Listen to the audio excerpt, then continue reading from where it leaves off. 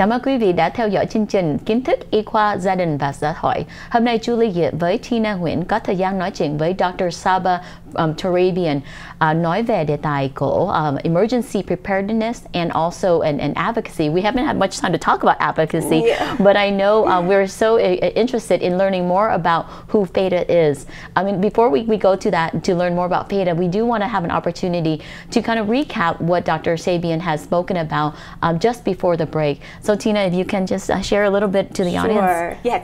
Kính thưa quý vị, trước khi mà chúng ta đi nghỉ giải lao một chút xíu về cái phần quảng cáo đó, thì Dr. Saba đã chia sẻ với chúng tôi là khi mà quý vị có người con trong gia đình hoặc là một người lớn mà bị bệnh tự kỷ, thì quý vị làm sao để mà người đó biết là khi mà đang tới tình trạng khẩn cấp, quý vị phải signal, phải cho người đó biết như thế nào. Thì Dr. Saba có chia sẻ là khi mà những người bệnh tự kỷ họ không có thể nói được, nhưng mà họ có thể nhìn hình và họ có thể hiểu được, thì Dr. Saba là có một cái công ty và chỉ một cái dịch vụ để giúp, nó gọi là I Can Autism.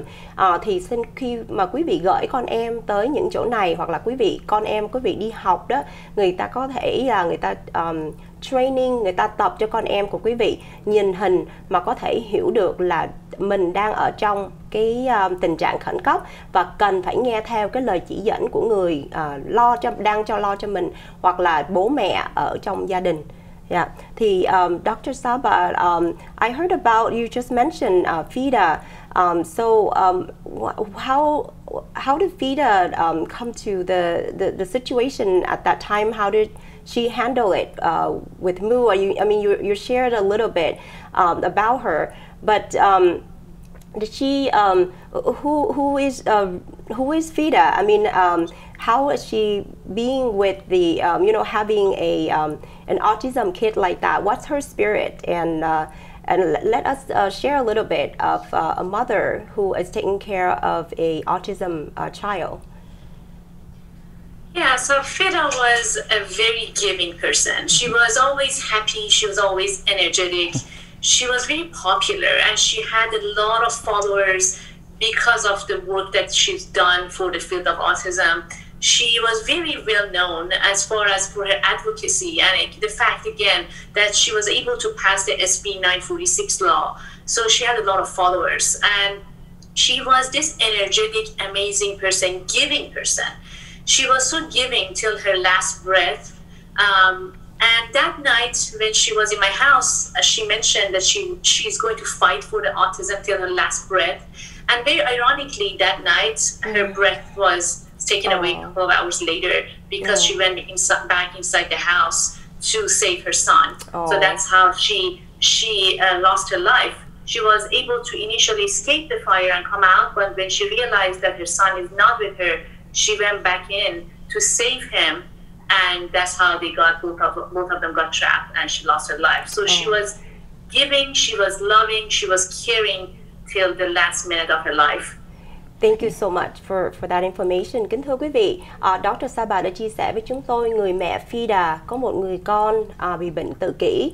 Người mẹ này không những là lo cho người con mình về cái bệnh này, cũng như quý vị cũng có con thì người tự kỷ quý vị cũng đã biết rất là khó khăn, nhưng mà người mẹ cô FADA này đã lan rộng cái tình thương của mình ra khỏi cộng đồng nữa, đã lo, cô đã làm một cái luật, đã tự tranh đấu cho một cái luật để mà bảo vệ những gia đình có con tự kỷ, để mà cái luật này bảo vệ cho các em. Thì khi mà cô tối hôm đó cô rất là giống như là một cái coincidence, phải không ạ? Cô với Dr. Saba đã có một cái cuộc nói chuyện và chụp hình với nhau rất là vui vẻ. Và tối hôm đó tự nhiên thì cô đó lại nói là tôi rất là thương những đứa trẻ và cộng đồng, những người bố mẹ đã có những đứa con tự kỷ. Tôi sẽ tranh đấu tới cùng, tới hơi thở cuối cùng của mình. Thì kính thưa quý vị, rất là buồn, cái câu nói đó như là một cái điềm gì đó. Thì tối hôm đó nhà của cô đã bị cháy, và khi mà cô chạy ra ngoài thì cô thấy là cái người con tự kỷ của mình không có chạy theo mình, thì cô mới quay trở lại và kéo cái người con đó ra. Thì như quý vị Tina cũng đã nói trước là cái người con đó không có nghe lời, và cái người con cũng rất là to con, lớn hơn cô nữa, cho nên cô tự kéo ra rất là khó.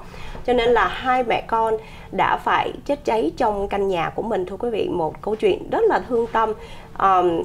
Thank you so much for sharing that. That is so unfortunate. You know, that she passed away for the love of her son, and also with the community that she put so much love and effort to fight for and to protect the autism with family with autism kids or adult. Yeah, and you know one thing that you said, Dr. Saba, was that she was such a giving person and have a very fun spirit. You know, and you know, I met Feda about 10 years ago, I think, when she was doing the autism insurance and challenging, you know, Kaiser and all of these things. Wow. And today you might wonder, why am I dressing so casually? You know, and if anybody are followers, like Dr. Saba was talking about, Feda, you would remember that the last image she has on her Facebook is of these stripes, you know, and that's why I'm wearing the stripe today. Aww. For me, the stripe is something that I see her so often. She's always very casual and very happy-spirited. I just love her authenticity and her energy. You know, I think for those of us in the autism community specifically, every single child and family benefit from Feda. And this is why.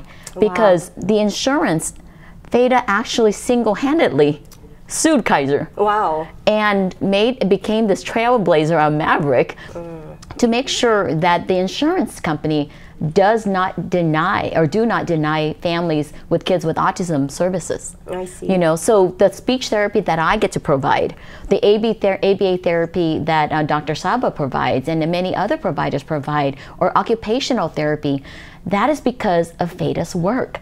So she's just not a mom that we lost. She's not just an advocate. She is our peer. She is our colleague. She is our hero. You know, and so Dr. Saba, thank you so much for, you know, first of all, being so willing and so open to join us today. Today is truly a celebration of Feda, what she's done for our community, a celebration of her life, and also a reminder for all of us to understand that in order for us to lift her spirit and to continue her legacy, we need to advocate. And so with that segue, I want to ask you, Dr. Saba, what is it that you think Feda wants us to do to advocate for our community, and just, you know, not just our disability community, but advocating on accessing services, and especially emergency services in a time like this?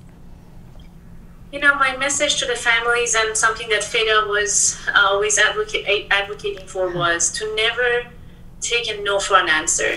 That's my best advice to families who are raising children with autism. I am one of them. I have given my life to the autism cause, whether through academia, through services, through philanthropy or advocacy. And my message from an autism mom, from an autism specialist, to other families of children with autism or special needs is to never take a no for an answer.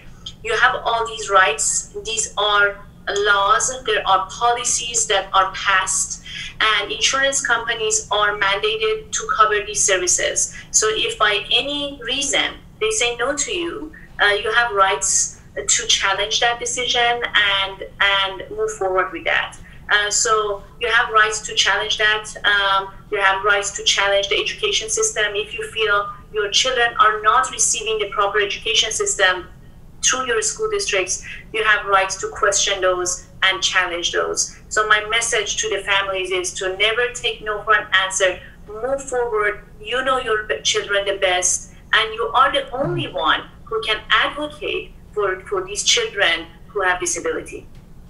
Thank you so much. Xin quý vị tiếp tục theo dõi. Chúng tôi sẽ trở lại trong sau phần quảng cáo ngắn, và chúng tôi sẽ mạn phép thông dịch lại những gì mà Dr. Saba vừa mới chia sẻ.